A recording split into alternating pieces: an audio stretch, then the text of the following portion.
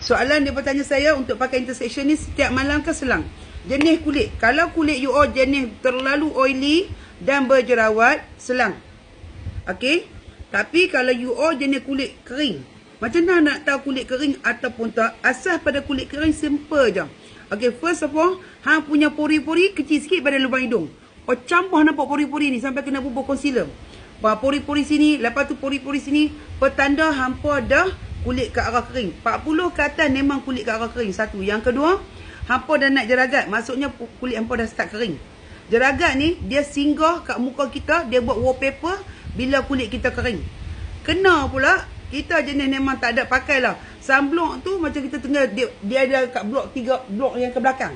Jangan, sunblock tolong pakai. So, kalau nak tanya saya benda ni, saya masa saya kena dekat event Fuanta masa tu kat kulit muka saya nak jeragat sini, saya pakai setiap malam.